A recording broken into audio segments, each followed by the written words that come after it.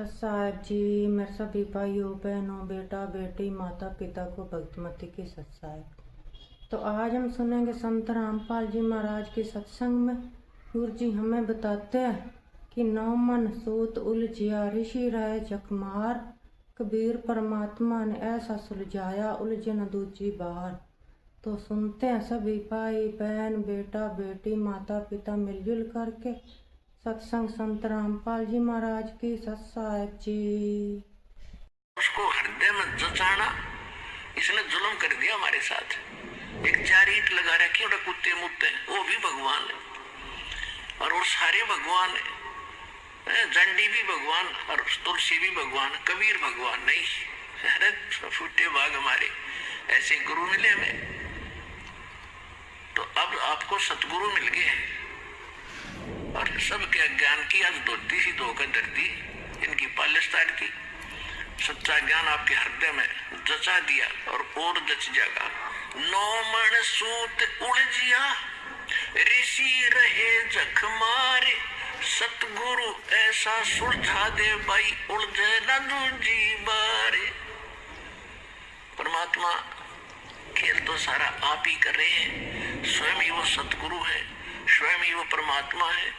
आज से 600 वर्ष पहले वो परमात्मा इस सारे ज्ञान को सुलझा कर धर गए थे, लेकिन हम अज्ञानी गुरुओं के फंसे रहे। परमात्मा के सुलझे सालझे सूत को ना छेड़ा, हम वो टूटे फूटे अड़ंगे इकट्ठे करते रहे और उसी को सोचते रहे से हम अपना काम चलाएंगे। तो परमात्मा कहते 9 मन सूत उलझिया। 1 किलो सूत, 1 सेर सूत जो कच्चे धागे होते हैं, अगर वो उड़ जाना जुलाई का सारा दिन व्यतीत हो जाता है उसको सेट करने में। और जब वो टूट जाए उसमें गांठ पड़े और गांठ लग गई तो कपड़ा बना कर देते थे, तो उलाने देते थे, आधी कीमत देते थे। किसके 6 गांठ लगा दी तो हम नहीं देंगे इसके पूरे पैसे। इसलिए दुल्हाओं के सामने वो सूत उड़ जाना सबसे बड़ी समस्या होती थी। उसको सुलझाए बिना वो अपना काम नहीं कर सकता, रोजी रोटी चले नहीं। और परमात्मा कह रहे ये तो 9 मन सूत उलझा कर धर दिया अध्यात्म मार्ग का। तो फिर उनसे पूछा कि परमात्मा फिर ये सुलझाएगा कैसे? तब कहा था सतगुरु ऐसा सुलझा देगा उलझन दूजी बार। अब इस कलयुग में अध्यात्म ज्ञान नहीं उलझ सकता। कोई भक्ति करियो चाहे मत करियो, वो उसका भाग्य और दुर्भाग्य साथ होगा। ऐसा बना दिया है।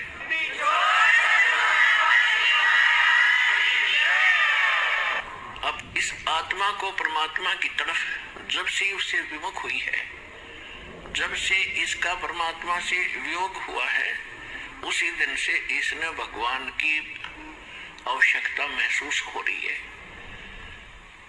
फिर इससे हटकर फिर इन्होंने सोचा ये तो बताए। फिर इस आत्मा ने सोचा कि जंगलों में भगवान मिलेगा, वहां भी राजपाट त्याग कर चले गए। फिर पता लगा कि संत रूप में परमात्मा कभी भी कहीं भी प्रकट हो जाता है। और हम सुना करते थे, साधारण सी बात थी कि भाई भगवान पता ना किस रूप में आ जाए, और किसी अतिथि का आए का घर पे अनादर नहीं करना चाहिए।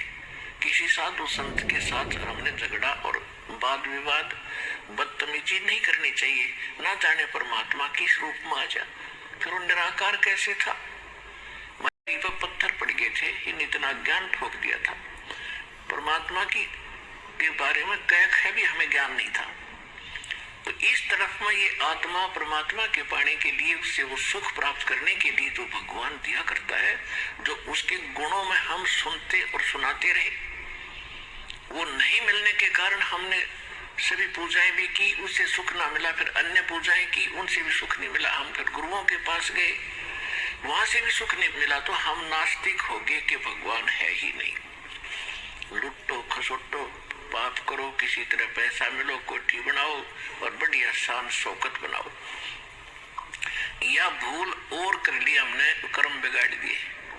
और काल भगवान यही चाहता है, ये कितनी बकवाद करो, भक्ति करो तो झूठी करो और नकलियों की शरण में रहो, और सतगुरु शरण इनको मिले नहीं।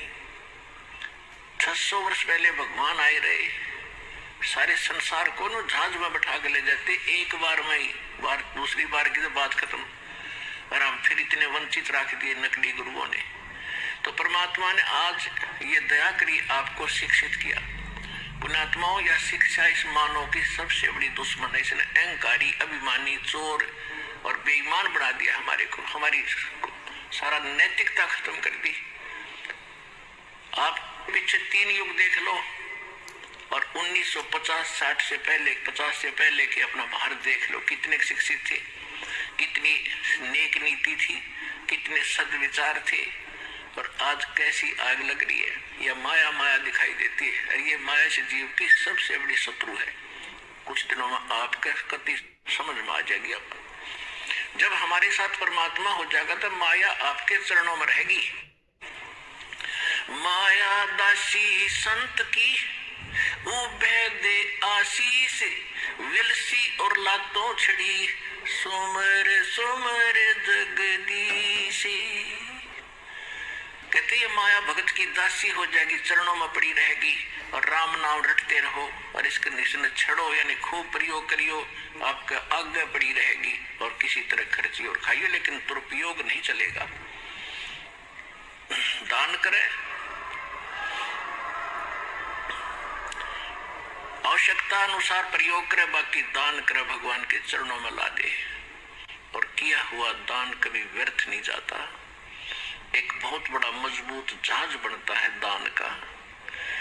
गरीबदास जी परमात्मा से प्राप्त ज्ञान को कहते हैं कि धर्म का नाश नहीं होता, चाहे विन से तीनों लोकों का नाश हो जाएगा।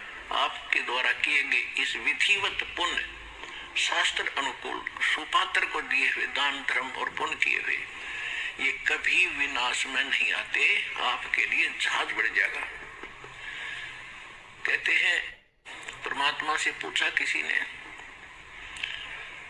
कि धर अंबर सब जावेंगे और विनसेंगे कैलाश, एकम एका होएगा तब कहाँ रहे तेरे दास। धरती अंबर जान दे और विनसन दे कैलाश, एकम एका होण दे मेरे आश्रय रहे मेरे दास। कि मेरे भक्त मेरे द्वारा बताई गई इस विधि और इस धर्म पुण्य के जहाज में बैठ के और ऐसे रहेंगे जैसे नौका जल के ऊपर रहा करती है। ये धर्म के कारण ये विनाश में नहीं आएंगे, चाहे तीनों लोगों का भी नाश बेशक हो जाए। तो इसलिए परमात्मा हमें रह रह कर याद दिलाते हैं कि जैसे द्रौपदी ने एक अंधे महात्मा को, अपनी राजा की लड़की कितना सुंदर साड़ी पहन कर जाती है, नहर पर नहाने गई थी घाट पर, परमात्मा अपने बच्चों को कैसे उभारते हैं। उनको मालूम है इनके ऊपर आने वाले जीवन में कितना कष्ट होगा। उन पुण्यात्माओं के साथ रहते हैं, कोई ना कोई ऐसा छलछिद्र करते हैं, हम समझ भी नहीं पाते, हमारे पुण्य बनवा जाते हैं।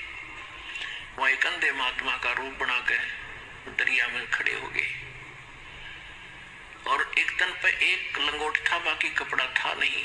वो ही नहाते समय दरिया में बह गया। वो महात्मा कति नंगे खड़े जल के अंदर।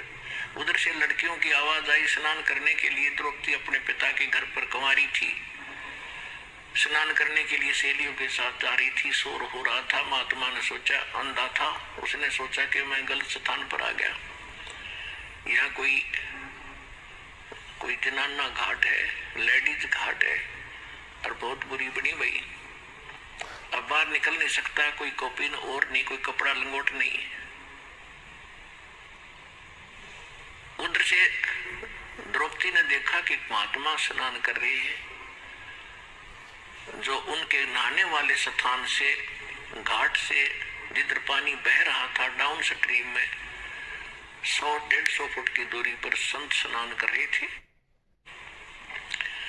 अब कहते हैं साधु दर्शन राम का और मुख पर बसे सुहाग। बोलेंगे भगवान की चर्चा करते हैं और दर्श उन्हीं को होते जिनके पूर्ण भाग। कबीरा दर्शन राम का, परमात्मा आवे याद, और लेख्य में वो समय, बाकी का समय बर्बाद है। तो लड़की ने सोचा था कि महात्मा से चर्चा सुनूंगी, फिर उसने सोचा कि नहा रहे हैं, नहा लेने दो, तब तक मैं भी स्नान कर लेती हूँ। उन्होंने स्नान सुनान करके बाहर निकली, साड़ी बांध ली पहले वाली, नहाकर ताजी साड़ी बांध कर लड़की खड़ी हुई। उसने देखा महात्मा तो अभी भी चल के अंदर है, नहा नहीं रहा है, ये कुछ चीज खोज रहा है। फिर अपनी दिव्य दृष्टि से देखा लड़की ने कि बाहर कोई कपड़ा नहीं, महात्मा निवस्त्र है और शर्म के मारे ये बाहर नहीं आ रहा है। और ये महात्मा शर्मिंदा होकर के सारा दिन इसमें खड़ा रहेगा, जल में बाहर आ नहीं सकेगा। तो लड़की ने अपनी साड़ी में, राजा की लड़की कितनी कीमती साड़ी पहनती है, अंडरस्टूड है। और उसने ये भी इंतजार नहीं किया द्रौपदी ने कि किसी नौकरानी से कह दूं कि डाल दे कोई कपड़ा, चुंदड़ी नहीं, क्योंकि विवेक नाम इसी का होता है। उसको पता था कि मैं रोटी खाऊंगी तो मेरा पेट भरेगा, मैं अपने हाथ से दान दूंगी तो मुझे मिलेगा। तो उसी समय उसने अपनी ही साड़ी में एक 8-9 इंच का एक गट, एक बिलात ऐसे कपड़ा फाड़ा और महात्मा के लिए जल में छोड़ दिया दूर से। सोचा इसके हाथ लग जाएगा, ये बांध लेगा, फिर बाहर आएगा। अब वो अंधा था, दिखाई दे नहीं था, वो साड़ी का टुकड़ा साइड से निकल गया और वो ऐसे हाथ मार रहा था, ऐसे ढूंढ रहा था। लड़की ने दूसरा कपड़ा फाड़ के फिर डाल दिया, इतना ही। साड़ी में से फिर और टुकड़ा फाड़ा, एक लीर, एक छोटा सा टुकड़ा फाड़ के डाल दिया। ऐसे 7-8, ये देखो 2 कितनी होगी, 1.5 फुट, ऐसे 7-8 कॉपीन पाड़ कर डाल दी। लेकिन संत का हाथ लगे नहीं, क्योंकि उसको दिखा नहीं था। अब लड़की ने सोचा, दूर इसलिए खड़ी थी कि संत जी को पता लग गया कि लड़की है, कहीं वो आगे ना सरक जाए, आगे दरिया बहुत गहरी है, महात्मा डूब जाएगा, मुझे पाप लगेगा। वह बोलना नहीं थी। उसने सोचा एक बड़ी लंबी सी लकड़ी लाई उठा के और उसका एक और पाड़ के एक पिलात की, यानी 8-9 इंच कपड़ा उसका लपेट के परमात्मा जहां से कर रहा था उसके आसपास कर दिया। उसके हाथ लगा, लगते उसने पकड़ा और क्या देखा उसमें, हाथ होती, क्योंकि अंधे की आंखें हाथ होती है।